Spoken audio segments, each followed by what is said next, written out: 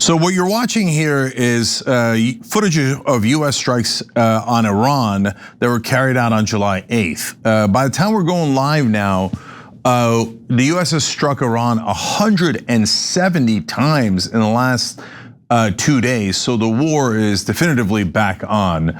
And Iran is also striking us in Jordan and many other countries where we have bases. And of course, the Israelis are thrilled about what's happening. More war! They're psyched, and obviously it's a disaster for us, Iran, and the rest of the world. Anna has more facts. I sure do. And in fact, Israel isn't satisfied with simply going to war with Iran and having multiple theaters of war in the Middle East. They're, of course, still talking about the likelihood of going to war against Turkey. But let's focus on Iran for the purposes of this discussion, because there was some confusion today following strikes that were seen in Chabahar in southern Iran. And at first, the thinking was, well, the United States has reignited this war, so those are US strikes. But it turns out that the United States came out and said, actually, no, those were not our strikes. Then Israeli media confirmed that these bombings were carried out by Kuwait and Bahrain, meaning that some of our Gulf allies have decided to retaliate against Iran, even though Iran has been striking US military bases inside these countries. There were also some strikes in Avas, which is the capital of Iran's oil-producing province. And so the strikes that have been carried out by the United States this time around appear to be a little more strategic than the seemingly indiscriminate bombing the US was engaged in at the very beginning of this war. As for Israel, Dropsite News is reporting that Israeli Prime Minister Benjamin Netanyahu said the war with Iran is, quote, not over, while Defense Minister Israel Katz said Israel is prepared to strike Iran again with even greater force if it deems it necessary. Katz said the Israeli military is prepared to resume fighting to regain air superiority and strike Iran again, including a third time if necessary, adding the campaign is not over. Now, it's unclear if, or more importantly, when Iran will retaliate against Israel, because Israel is the whole reason why this war started in the first place. But so far, it doesn't appear that Iran has taken any hits at Israel. Now, US Central Command said late night on Wednesday that on Wednesday they had struck about 90 military targets to further degrade Iran's ability to attack commercial shipping in the Strait of Hormuz. In fact, if you see the locations of the various US strikes, it's very clear that these strikes are intended to, weaken Iran's capability in attacking commercial vessels. Iran's health ministry said at least 14 people were killed and almost 80 people were injured over the first 2 days of the US strikes. So I'm sure that death toll is probably going to increase in the coming days. Now, Iran said that it did hit back with missile and drone strikes targeting US military bases in Kuwait, Bahrain, and Qatar.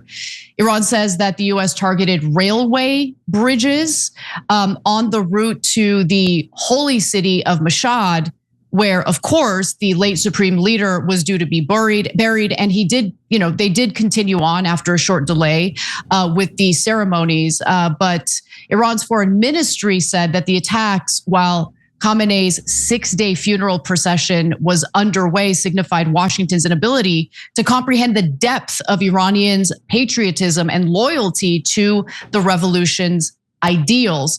And I should just say, if anything, what we have accomplished through this war, Cenk, is really getting the Iranians to rally around the flag. Because if you look at the footage of the various events having to do with Khamenei's funeral, you'll notice that there are now tens of millions of people out on the streets.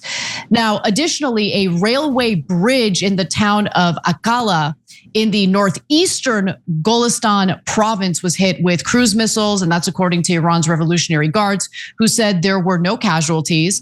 The line plays an important role in transit and trade with Central Asia and is part of an international corridor that links Iran, Turkmenistan, and Kazakhstan.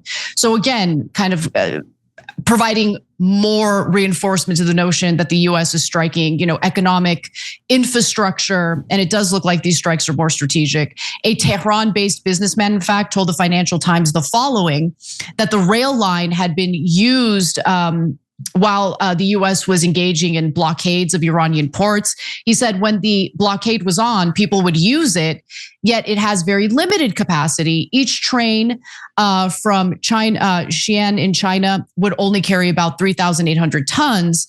But attacks were also reported on electricity infrastructure in Chabahar and Kanarik in southeast Iran, causing 3 electricity transmission lines to go out of service and cutting off power to parts of the region. Now, if anyone is hoping that maybe things will kind of calm down a little bit and Trump will encourage, peace negotiators to get back to negotiating, Ben Shapiro is making clear that he is vehemently against it. And in fact, he thinks it makes us look weak if we are pursuing diplomatic means to end this war. He has a different idea in mind. Let's take a listen. So what exactly could be done? Well, first, we could force open the strait. I know we haven't even tried it. We didn't try it. We could do it. We could. If you think that the US military does not have contingency plans for opening the Strait of Hormuz along with our allies, you're out of your mind. We do. We just decided we didn't want to because we got chicken with Saudi. And we were told by our magical negotiators that a deal was in the offing, which was a lie. It wasn't true. And we could open the strait. We could destroy Kharg Island, which is their oil export facility. We could destroy the South Pars gas field. We could basically put their economy on unsupportable legs. We could put the regime into its death throes. Those are all things that we could do. Or we could just walk away and let our allies do any or all of those things. We could do any of those things. But here's the thing we should not do. Demonstrate weakness by going back to the table and pretending, once again, that they are reasonable, rational people. In order to take control of the Strait of Hormuz, we would need to dedicate, the troop commitment for that type of operation, because it's not just about snatching control, it's about maintaining control. And we do not have the troops necessary to make that happen. Additionally, Tom Nichols over at The Atlantic, of all places, which shocked me, has the complete opposite take from Ben Shapiro. In fact, he writes that the president is still considering 2 terrible ideas. First, he has returned to talking about seizing Kharg Island, an operation that would require a considerable commitment of ground forces and inevitably lead to US casualties. Second, he has again raised the possibility of striking Iran's infrastructure, including bridges and desalination plants. Such installations, he writes, if they are significantly contributing to Iran's military effort, might be considered legitimate targets. Trump, however, seems to have in mind immiserating the civilian population as a means of driving the regime to the table, which would be a serious violation of the laws of war. But the one thing I disagree with Nichols on in this analysis, Cenk, is I don't think the US was ever serious about a peace deal. I think it was all lies. I think JD Vance, the vice president, was being honest when he said, the MOU is really about getting the oil flowing again and basically preparing for more kinetic warfare against Iran. That's exactly what happened. That was the plan from the very beginning. There was never any real good faith effort at peace here. Yeah. So first, let's start with Israel first and Ben Shapiro. So of course, what does he want? More war. And who does he want it from? Us. So I don't know if these people are still even bothering to pretend to be Americans or care about American interests.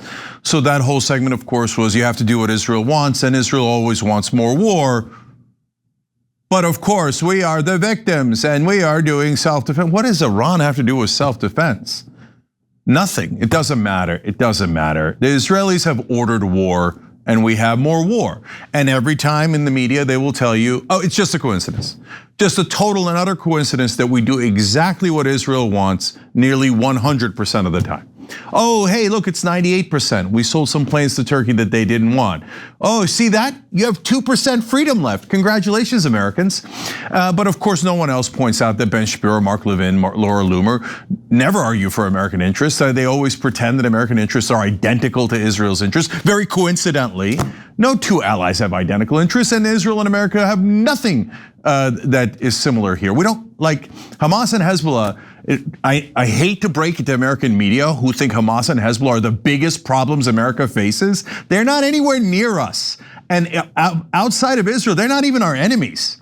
They have no reason to be our enemies other than, no, you must all do everything Israel commands you to do. Attack their neighbors, attack their enemies. No, Israel's not Uncle Sam, and God damn it, man. So anyway, so now we're back into this disastrous war. Of course, the question that Anna asked is the one that everybody's asking, which is this, back to war permanently, or is this another one of these flare-ups? And then we go back to pretending there's a ceasefire, more flare-ups, and it goes on and on and on.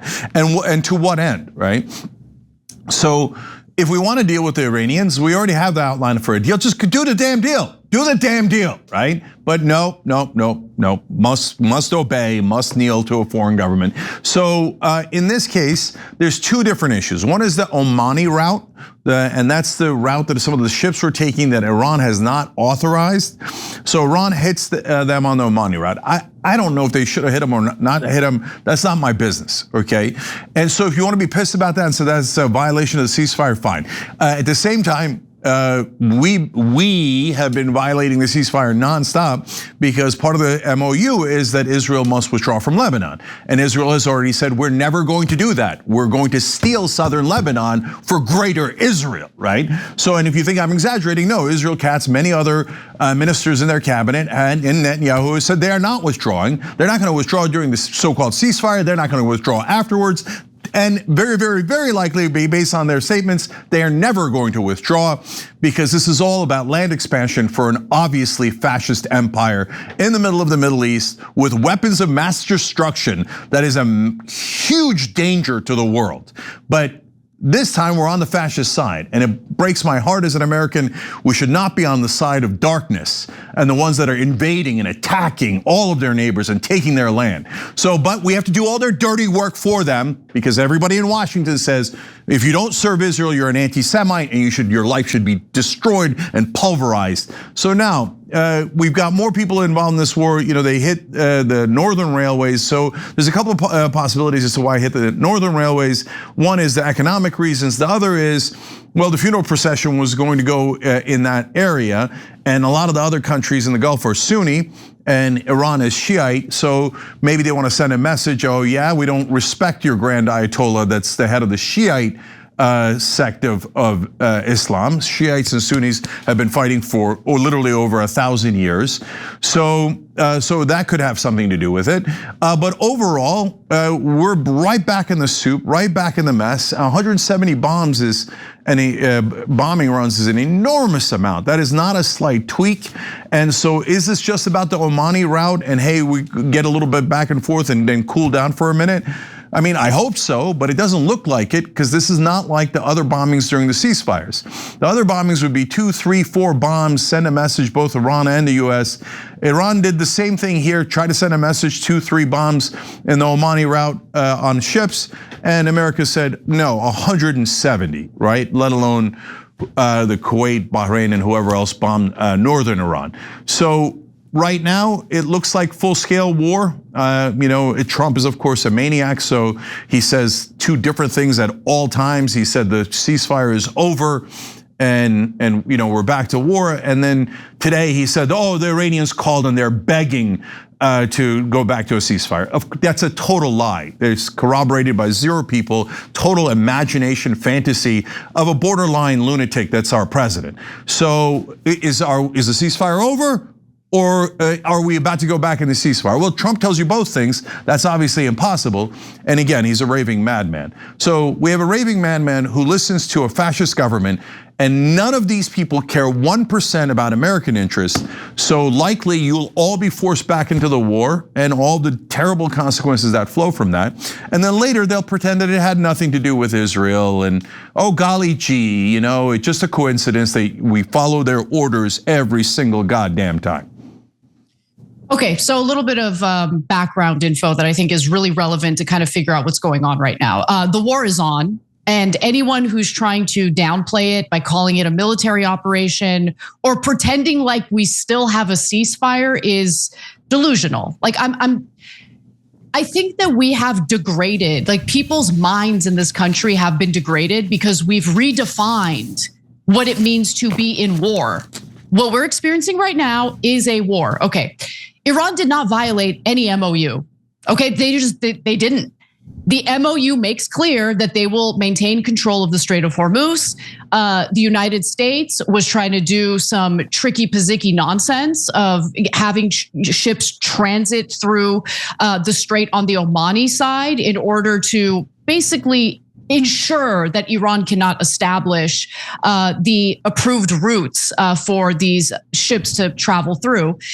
And look, here's the thing. Trump wants the war to end, but he doesn't want to accept the fact that the United States lost. This was a dumb war, which is why every previous administration that was being pressured by Netanyahu to enter this war refused to do so. Every other administration was intelligent enough, and we don't have a lot of intelligent administrations in this country. Let's just keep it 100. But they were smart enough to know if we attack Iran, this is a country that has a far more superior military capability than Iraq did. The landmass is larger, the terrain is more challenging, and they're gonna shut down the Strait of Hormuz. We're not gonna do it. But Trump was stupid enough to do it. Now, why? Well, because he has morons in his ear who play him like a fiddle. And so Alex Ward over on X reported the following. Israel shared new intelligence with the US that it said indicated a fresh Iranian plan to kill President Trump. People familiar with the matter said. Iran for years has vowed openly to retaliate against Trump for the assassination of Qasem Soleimani. So basically, you have the Israelis in Trump's ear, and Netanyahu has done this before. He did a press tour where he purported that the Iranians have an active plot to assassinate Trump. Well, he was just in Trump's ear again. And this is what happens with Trump. He makes decisions on the fly. He's unhinged. And now we find ourselves in another war, or the war reigniting. And the global economy is going to crash, Cenk. Like, that's the big issue here. Okay, the Iranians, they win simply by surviving. And time is on their side. Everyone knows that. The longer this war goes on, the longer the Strait of Hormuz is closed, the worse it's going to be for the global economy. Yeah. And to get things flowing again, you don't just snap your fingers and it happens. Let's say the war ends today. It's still gonna take months for things to normalize in the Strait, which is why it was so incredibly important to end the war immediately. But no, we're back on. And so Israel, you're right, ecstatic. They've been wanting this, but the global community is going to be furious with Israel because everyone knows that this war began thanks to Israel. And what's Israel going to do? Oh, you guys are just a bunch of Jew haters. It's not that we've destroyed the world with our bloodlust and absolute, desire for endless conflict. Yeah. So look, I'm done trying to prevent it. I tried my hardest. We all tried our hardest. And before the first war, before the second war, before the reigniting the third, portion of the war, but Israel totally controls Washington. So there's nothing we can do, guys. It doesn't matter even if you all voted against incumbents tomorrow, there's not enough primaries left. They'd beat Thomas Massie, so that means that the Republicans 100% serve Israel. The Democrats are now panicking a little bit because they're beginning to lose their elections for serving Israel. But it's too late. Whatever the consequences are going to be, it's going to happen.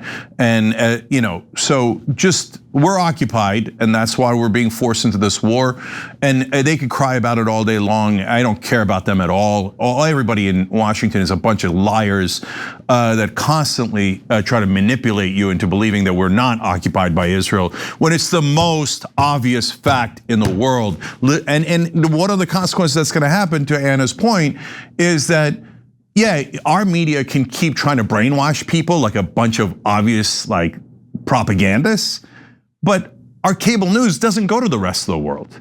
And the rest of the world can see things super clearly. Yeah, there's tons of Israeli propaganda in some of the European countries and Western countries as well. But it's not as thick as it is here, and in the rest of the world, it barely exists.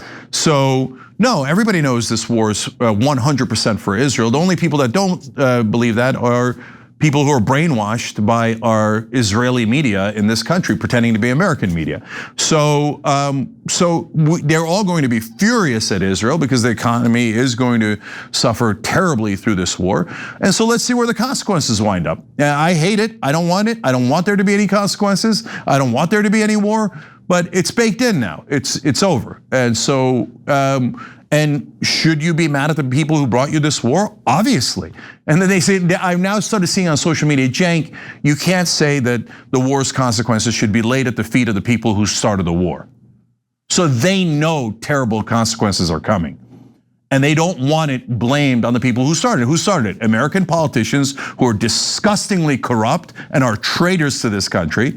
Disgustingly corrupt American media who's always, we'll learn our lessons from Iraq. Oh yeah, not fake weapons of mass destruction. Right back to fake weapons of mass destruction, serving Israel, not having learned. There's no lessons to learn, they're corrupt. They work for a different country. It's so obvious if you're not hypnotized and brainwashed by American / Israeli media.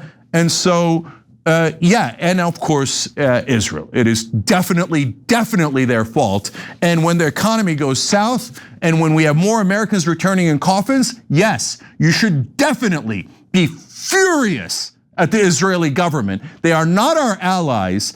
I believe they are our enemies that have decided that they are going to take every dollar and every part of our military, and they don't care about our interests at all. But that's why I'm more angry at American politicians and media, because they're supposed to look out for their own country. Yeah, they're a fascist, warmongering country that is totally out of control and an obvious pariah state who have brutalized in a disgustingly fascist way the Palestinians for the last 58 years. As every liar in American / Israel media here in America has told you that the Palestinians are the terrorists. No, the Israelis are the terrorists that are terrorizing the entire planet. And they brought you this war, and when this war goes disastrously, yes, you should be furious at Israel. And then they'll say, just because we murdered all these people and started terrible wars that destroyed your life, how dare you criticize us? No, bow your head to us, they'll say. Well, no one's bowing anymore. No one's bowing anymore to a foreign government like Israel. You want to get us to bow? We won't. We're Americans and we're proud. And we hate that our government is captured by this tiny nation, yes, with tons of billionaires on their side that are using that money to totally buy our media and our Congress. Those are facts. Every time you ring the bell below, an angel gets his wings. Totally not true, but it does keep you updated on our live shows.